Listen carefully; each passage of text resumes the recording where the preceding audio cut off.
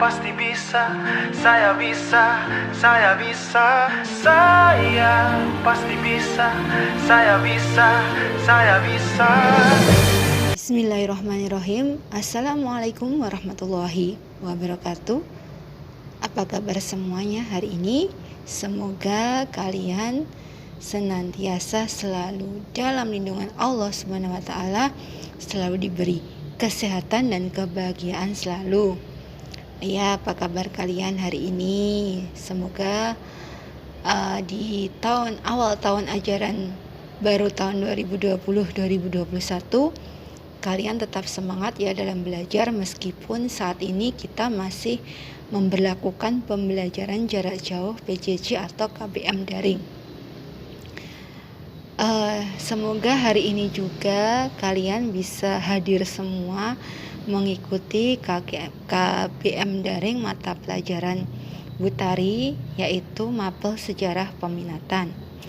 Sebelumnya juga Butari ucapkan selamat atas kenaikan kelas kalian ke kelas 11. Semoga di kelas 11 ini kalian lebih semangat, lebih tekun belajarnya, karena bisa menjadi contoh dari adik-adik kelas kalian. Oke, untuk pertemuan pertama di awal tahun pelajaran 2020-2021 ini, Butari belum akan memberikan materi secara detail untuk minggu-minggu ini ya. Insya Allah nanti di pertemuan berikutnya kita sudah mulai fokus untuk materi-materi lebih mendetail. Sebelumnya kalian sudah mengisi absen online yang Butari share tadi alamatnya di grup kalian. Jika sudah, Butari tadi juga sudah share materi esensial kelas 11 Sejarah Peminatan. Silahkan di-download. Kalau yang sudah di-download bisa kalian lihat ya, materi-materi sejarah peminatan apa saja atau yang akan kita pelajari di kelas 11, terutama di semester 1 ini ya. Yang pertama bisa kalian lihat ada kompetensi dasar 3.1 ya, yaitu membicarakan materinya adalah Kerajaan Maritim Nusantara pada masa Hindu-Buddha. Menganalisis kerajaan-kerajaan maritim Indonesia pada masa Hindu-Buddha dalam sistem pemerintahan, sosial, ekonomi, dan kebudayaan serta pengaruhnya dalam kehidupan masyarakat Indonesia dan masa kini. Itu ya. Jadi nanti kita mempelajari berbagai, kalian bisa lihat peta konsepnya ya.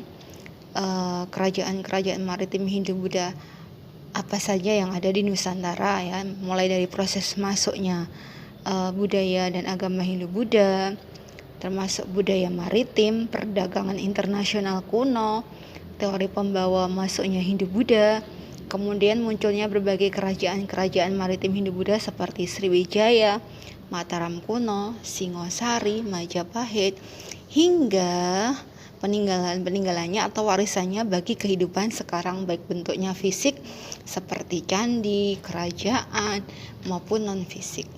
Itu di kompetensi dasar 3.1. Kemudian next selanjutnya di kelas 11 ini kita juga akan mempelajari tentang kerajaan maritim Islam di Indonesia. Jadi setelah Hindu-Buddha masuk ke masa Islam ya, yaitu menganalisis kerajaan-kerajaan maritim Indonesia pada masa Islam, baik sistem pemerintahannya, sosial, ekonomi, dan kebudayaannya, serta pengaruhnya dalam kehidupan masyarakat Indonesia pada masa kini. Kalian bisa lihat peta konsepnya ya, kerajaan-kerajaan maritim Indonesia pada masa Islam apa saja, contohnya seperti kerajaan Samudra Pasai, kerajaan Islam pertama di Indonesia ya. Bagaimana kehidupan politiknya kerajaan Samudra Pasai, kehidupan ekonominya, sosial budaya, maupun pengaruh keberadaan kerajaan Samudra Pasai. Ada kerajaan Aceh, kerajaan Demak, kerajaan Islam pertama di Pulau Jawa ya, kemudian kerajaan Makassar dan sebagainya.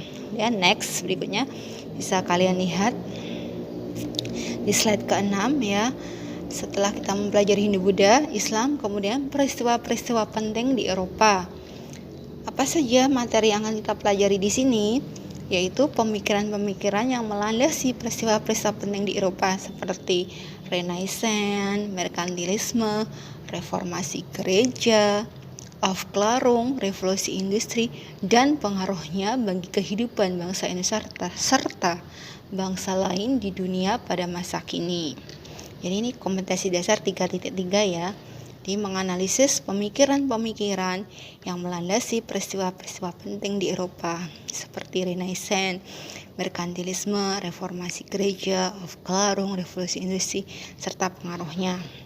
Next, kemudian bisa kalian lihat di KD 3.4 ya, kompetensi dasar 3.4, materinya revolusi besar dunia seperti revolusi Prancis, ada revolusi Amerika, revolusi Rusia, revolusi Tiongkok, maupun revolusi yang terjadi di Indonesia. Itu kompetensi dasar 3.4. Kemudian next selanjutnya di kompetensi dasar 3.5 kita akan menganalisis hubungan perkembangan paham-paham maritim seperti nasionalisme, liberalisme, sosialisme, demokrasi, pan-islamisme dengan gerakan nasionalisme di Asia Afrika pada masa itu dan masa kini. Jadi perkembangan paham-paham atau isme-isme di dunia dan gerakan nasionalisme di Asia Afrika. Kemudian next selanjutnya di slide ke-9 atau materi terakhir di kompetensi dasar semester 1 ya. Itu kalian bisa lihat KD 3.6 ya, menganalisis pengaruh Perang Dunia I dan Perang Dunia II terhadap kehidupan politik, sosial ekonomi, dan hubungan internasional sampai terbentuknya Liga Bangsa-Bangsa, kemudian berubah menjadi Perserikatan Bangsa-Bangsa sampai pergerakan nasional dan regional. Jadi yang materi yang akan kita pelajari adalah Perang Dunia I maupun Perang Dunia II. Kalian bisa lihat peta konsepnya ya. Perang Dunia I, latar belakangnya secara umum bagaimana, latar belakangnya secara khusus bagaimana. Kemudian akibat Perang Dunia I, dampaknya baik bagi seluruh dunia maupun bagi Indonesia itu sendiri.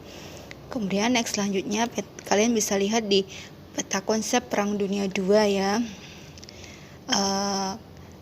kelanjutan dari Perang Dunia I yang mengakibatkan Jerman kalah pada waktu Perang Dunia I, kemudian munculnya negara Aksis dan Sekutu, kemudian meningkatnya atau berkembangnya teknologi dan sains, lahirnya PBB, Perang Dingin, lahirnya pendudukan Jepang, nasionalisme dan kemerdekaan Indonesia. Itu beberapa materi-materi esensial yang akan kita pelajari di semester 1 kelas 11 IPS mata pelajaran sejarah peminatan. Biar kalian punya pandangan atau gambaran dulu ya seperti apa atau materi-materi nanti yang akan kita pelajari.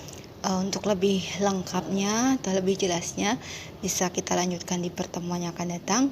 Kalian juga bisa download, browsing di Google dan sebagainya ya, materi-materi yang akan dipelajari di semester 1 kelas 11. Untuk modulnya, modul sejarah peminatan sudah ready. Nanti ada penjadwalan untuk pengambilan modul ya. Mungkin ada pertanyaan sampai di sini, boleh usul. Bertanya boleh, misalnya Bu, selama pandemi corona sistem pembelajarannya seperti ini Bu dan sebagainya, kalian boleh usul. Atau ada pertanyaan silahkan di via WA atau lewat voice note juga tidak apa-apa, silahkan. Oke, mungkin sampai di sini dulu dari Bu Tari. Mohon maaf jika ada salah kata. Tetap semangat dalam belajar, jaga kesehatan. Selalu berdoa semoga pandemi corona ini segera berakhir dan kita bisa berjumpa kembali, karena Bu Tari sudah miss you guys, rindu sekali dengan kalian, pengen cus dengan kalian, bercanda dan sebagainya ya. Oke. Kalian juga rindu gak dengan Bu Tari? Pasti dong. Oke, sampai di sini. Stay safe, stay healthy. Wassalamualaikum warahmatullahi wabarakatuh.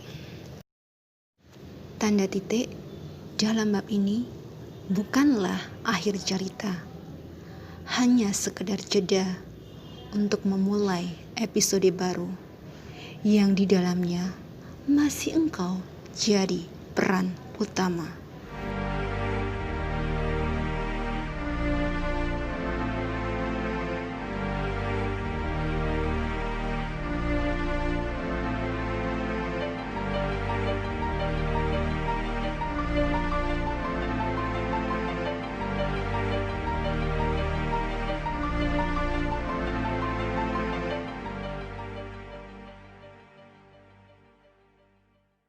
Saya pasti bisa, saya bisa, saya bisa.